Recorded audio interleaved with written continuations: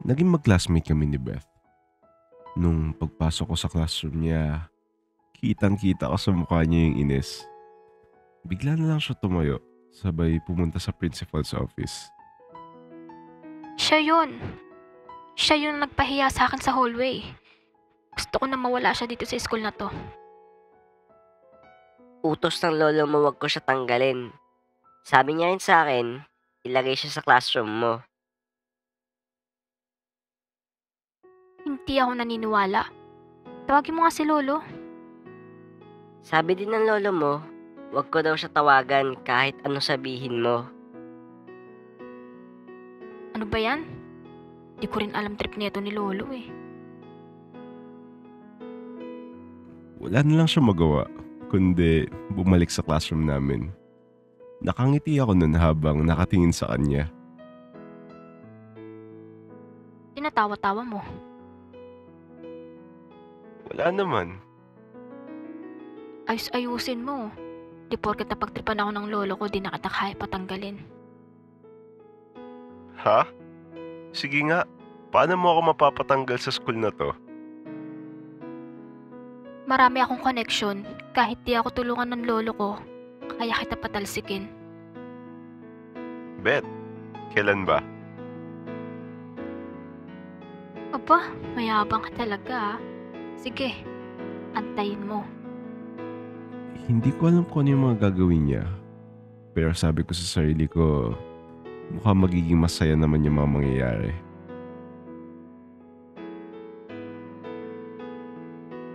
Hindi siya pumasok ng unang araw nun. Hindi ko alam kung bakit pero kinabukasan nun dumating yung papa niya kasama niya yung principal. Sino dito si Tim? Ay, ito po yun yung nakaupo sa bandang likod. Hoy, ikaw ba yung namubuli sa anak ko? Ha? Hindi po. Ang sabi ng anak ko, binubuli mo daw siya. Ang sabi niya pa sa akin, pinahiya mo pa nga daw siya sa hallway. Yung nangyari po dun sa hallway, totoo po yun, na napahiya siya. Pero hindi ko po kasalanan yun. Siya po yun ang una dun. Wala kang karapatan para ipahiya yung anak ko. Mula ngayon, tanggal ka na sa eskwelahan na to. Ayoko makikita yung pagmumukha mo na naglalakad sa eskwelahan ng tatay ko. Kayo po pala yung anak ng owner ng school na to. Oh, bakit? May angal? Wala po. Sige po, mag-CCR lang po ako bago umalis sa eskwelahan na ito. Mabuti at nagkakaintindihan tayo. Pumunta ako sa CR nun para magpalit ulit ng anyo. Kinakabahan ako nun baka kasi magduda sa akin yung tatay niya. Pero wala naman na yung mawawala sa akin eh. Kaya tinuloy ko na. O Dad, ba't napapunta ka ata? Napabisita lang. Nakasalubong ko nga pala yung batang naturuan ng leksyon yung apo ko. Bakit mukhang malungkot yun? Naturoan ng leksyon? Oo. Bakit? Hindi mo pa ba alam? Yung ano? Hindi ko alam, Dad. Pansinin mo yung anak mo. Masyado nang spoiled. Hindi na yan natutuwa ng tamang asal. Paano mo yung nasabi, Dad? Ang bait-bait na apo nyo. Siya pa nga yung biktima dito, Dad eh. Makinig ka sa akin, anak. Yan apo ko. Alam ko lumaki na siya. At di na siya tulad ng dati. May mga nakapagsabi din sa akin kung ano yung mga asal niya dito sa eskwelahan. Inaabuso niya masyado yung pangalan natin. Kaya maraming takot sa kanya. Sa bagay, matagal-tagal ko na hindi nakakabanding to si Beth. Nagulat na lang din ako nung biglang lumapit sa akin at nagsumbong eh. Siguro nga ginagamit niya pangalan natin para sa mga gusto niya. Ngayong naiintindihan mo na sinasabi ko, gumawa na ako ng solusyon para dyan. Tinandem ko siya dun sa batang hindi natatakot sa kanya. May sinabi ka ba sa batang yun? Pinatanggal ko, Dad. Pero sabi niya magsisiyar lang naman daw siya. Pagbalik niya, babaguhin ko yung mga sinabi ko. Salamat sa gabay, Dad. Tuturuan ko ng tama si Beth. Pangako ko yan sa'yo, Dad. Mabuti yan, anak. Hindi ako nagkamali ng pagpapalaki ko sa'yo. O siya, aalis na pala ako. Naalala kong pupuntahan ko pala yung mga dati kong kaibigan. Sige, Dad. Ingat ka po sa biyahe. Umalis kagad ako at bumalik sa CR para magpalit ulit ng anyo. Habang pabalik ako noon, nagkukunwari pa ako na malungkot para maawa lalo sa akin. Ayan o. Tim, di ba? Opo. Bakit po? Pagpasensyahan mo pala yung mga nasabi ko kanina. Dumating dito kanina yung tatay ko at kwento niya lahat sa akin. Sorry at hinusgan kagad kita. Balikan na lang. Babayaran kita ng 50k kada buwan basta turuan mo lang maging tama yung anak ko. At nakwento rin naman sa akin ng tatay ko na ikaw lang yung hindi natatakot sa kanya. 50k po? Oo.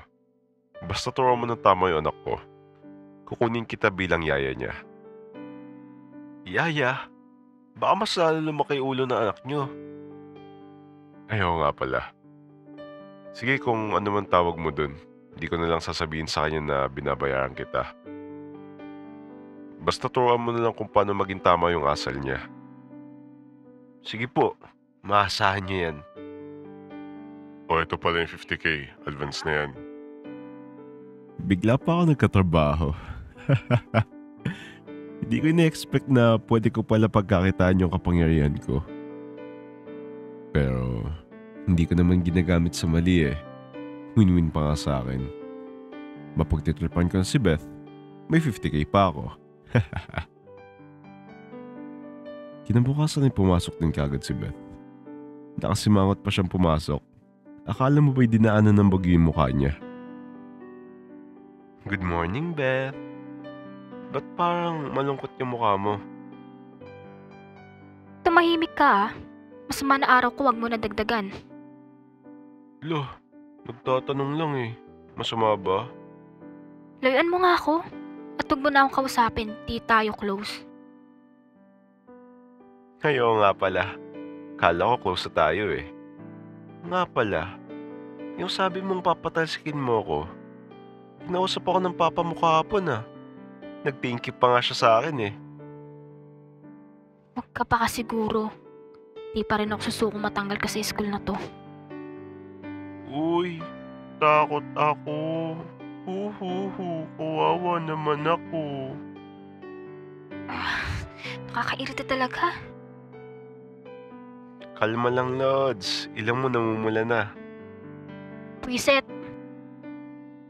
Di ko siya nantiyantanan sa pangiinis sa kanya. Lalo na ngayon na hindi niya na ako kaya pigilan. Pero mga ilang araw lang may ginawa na naman siya hindi ko inaasahan. Gumawa siya ng issue sa school namin. Nag-post siya sa social media niya about sa akin. Pinakalat niya din na bully ako sa school. Binayaran niya pa yung mga ibang kong kaklase para magkwento ng kasinungalingan. Kinausap ko yung mga klase ko na nagsinungaling para sa kanya. Uy, ano yung sinabi mo sa akin sa video ni Beth? Sorry, tol. Binayaran lang ako. Kailangan ko kasi talaga. Lahat ba kayo binayaran ni Beth? Oo, tol. Need na need din kasi namin ng pera. Okay lang naman yun sa akin. Pero, matanong ko lang, magkano yung binayad nila sa inyo? 500, tol. Teka, mayaman tong taong to ah. Bakit 500 lang binayad niya sa mga to? Pero, buti nilang binigyan ako ng 50k ng tatay niya. Kaya ko to baligtarin yung mga ginawa niya. Payag ka ba, tol? Bibigyan kita ng 5k? Patunayan mo lang sa social media na binayaran ka lang niya. 5K? Seryoso ka ba? Oo nga. Pero kaya mo ba? Oo, okay lang. Siya rin naman gumawa niyan eh. Siya din yung mali. babalik ko na din yung 500 pag ganun. Sige, sige. Gagawin ko ng 5-5 bayad sa'yo. Seryoso ba, tol? Thank you na marami, tol. Need ko lang talaga yung pera. Sorry din kung nasiraan kita. Wala yun. O, ito yung 5-5. Binayaran ko din iba pa niyang binayaran. Lahat naman sila pumayag. Kaya kinabukasan pagpasok ko ito kagad yung nangyari.